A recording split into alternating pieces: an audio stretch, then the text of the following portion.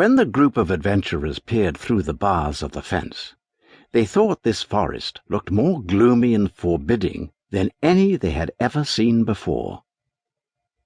They soon discovered that the path they had been following now made a bend and passed around the enclosure. But what made Ojo stop and look thoughtful was a sign painted on the fence which read, "Beware of the Woozy." That means that there's a Woozy inside that fence, and the Woozy must be a dangerous animal, or they wouldn't tell people to beware of it. Well, let's keep out then. That path is outside the fence, and Mr. Woozy may have all his little forest to himself for all we care. But one of our errands is to find a Woozy.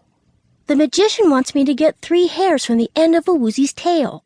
Let's go on and find some other Woozy. This one is ugly and dangerous, or they wouldn't cage him up. Maybe we shall find another that is tame and gentle. Perhaps there isn't any other at all. The sign doesn't say beware a Woozy. It says beware the Woozy, which may mean there's only one in all the land of Oz. Then suppose we go in and find him. Very likely if we ask him politely to let us pull 3 hairs out of the tip of his tail, he won't hurt us. It would hurt him, I'm sure, and that would make him cross. You needn't worry, Bungle, for if there is danger, you can climb a tree. Ojo and I are not afraid. Are we, Ojo? I am, a little. But this danger must be faced if we intend to save poor Unk Nunkie. How shall we get over the fence? Climb! And at once she began climbing up the rows of bars. Ojo followed and found it more easy than he had expected. When they got to the top of the fence, they began to get down on the other side and soon were in the forest.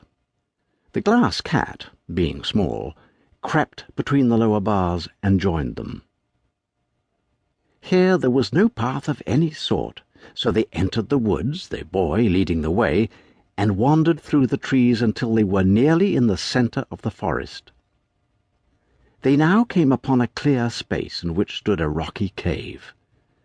So far they had met no living creature, but when Ojo saw the cave, he knew it must be the den of the Woozy.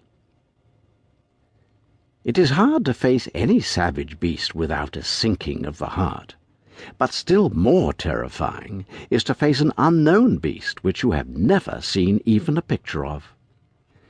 So there is little wonder that the pulses of the Munchkin boy beat fast as he and his companion stood facing the cave. The opening was perfectly square and about big enough to admit a goat. I guess the Woozy is asleep. Shall I throw in a stone to waken him? No, please don't. I'm in no hurry.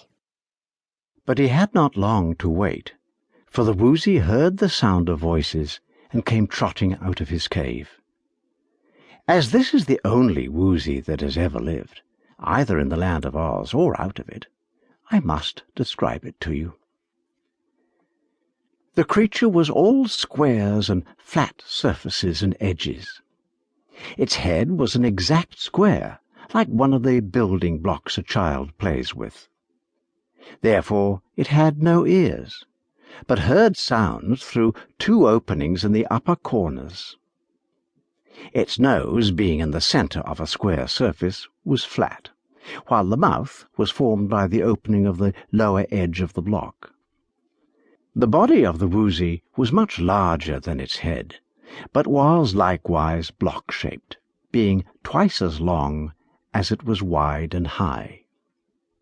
The tail was square and stubby, and perfectly straight, and the 4 legs were made in the same way, each being 4-sided.